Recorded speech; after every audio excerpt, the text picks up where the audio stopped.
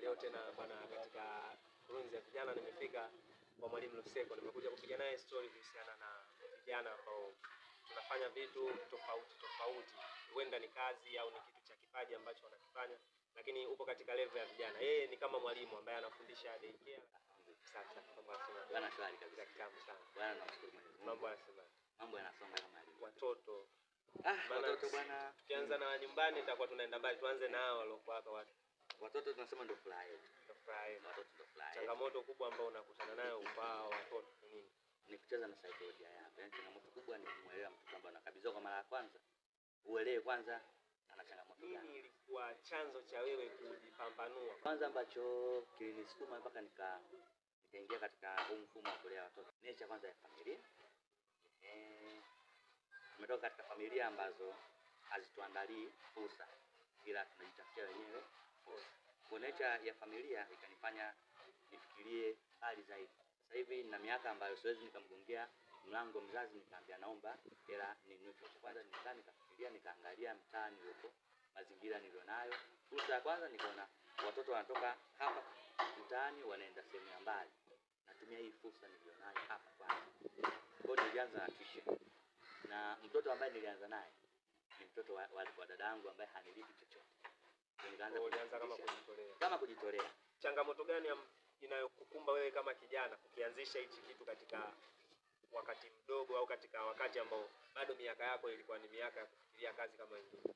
Kwanza ambacho inabidi tukitambue, vijana wengi 90% wana adui mmoja mkubwa anaitwa hofu ndani ya adui. Atolei kwa maneno yale ya kulembalemba, anatolewa nguvu ambayo wewe unaifanya ndio ile uthubutu ambao unafanya. Sasa ukishathubutu kufanya kitu na ukaamini katika hichi unachokifanya kitafika sehemu fulani, yule hofu anakimbia kwa sababu hana tena nafasi.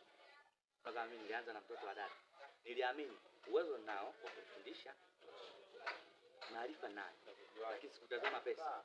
Nilisema hizi zitakuja baadaye, ila naonyesha kile nilicho nacho. Hichi nilichokuwa nacho ndicho kitaleta kile ambacho nakihitaji. Tafute namna gani kama vijana kugeuza hizi elimu zetu kuwa vitu ambavyo jambo la kwanza wanasema mtaji wa kwanza ni mawazo. Huo ni mtaji ambao mtu anabidi, yeyote ambaye amepiga hatua basi alikuwa na mawazo chanya. Na alikuwa anakaa anafikiria, anakubali kushaurika, naye anashauri, anapokea, yaani anajifunza. Huo ni mtaji wa kwanza. Mtaji wa pili ni ile hatua ya kwanza unaoipiga wewe katika kile ambacho unaamini kitafika baada ya kupata wazo. Sasa hatua gani unaanza kuzichukua? Ukianza kuchukua hatua kutokana na mawazo yako, tayari wewe ushaanza kufanikiwa hata kabla hujafika pesa. Unatushauri nini sisi ambao bado hatujitegemea, ambao bado tuna hofu uliyosema ya kujitegemea? Sehemu yote ambayo unatokea, jua fursa zipo. Wapo ambazo wanaziona wanashindwa kuzitumia, na wapo ambao wanaziona ila wanaenda kuzitumia sehemu nyingine. Kwa maana walipotokea zinakuwa hazitumiki zile fursa. Una fursa ambayo unaamini ukiishika ukaenda nayo na inaenda vile ambavyo unataka. Anza na hiyo fursa. Anza na hiyo fursa kutoka katika mazingira yako pale au mazingira yoyote, lakini tumia ile fursa vizuri. Ile fursa itakufikisha pale ambapo unataka. Usianze kujipambanua katika fursa zinazokuzunguka wewe. Jua basi hata ukienda sehemu nyingine usije kutumia fursa au sehemu yoyote. Anza na fursa iliyopo. Anza nayo hiyo, tembea nayo kidogo kidogo. Kupitia ile fursa nyingine zitafunguka. Bwana, shukrani sana. Leo nilikuwa na Bwana Emmanuel. Kwa hiyo huo ni ushauri wake kwa vijana ambao bado hatujajipambanua katika kuzitumia fursa ambazo zinapatikana katika mitaa yetu au katika sehemu nyingine yoyote. Usikae bure. Tafuta fursa, itumie. Kama ni ndogo, anza nayo taratibu mpaka itakapokuwa kubwa. Amini una kitu ambacho Mungu amekufanya wewe uwe sababu ya kuwa ili wengine wajifunze.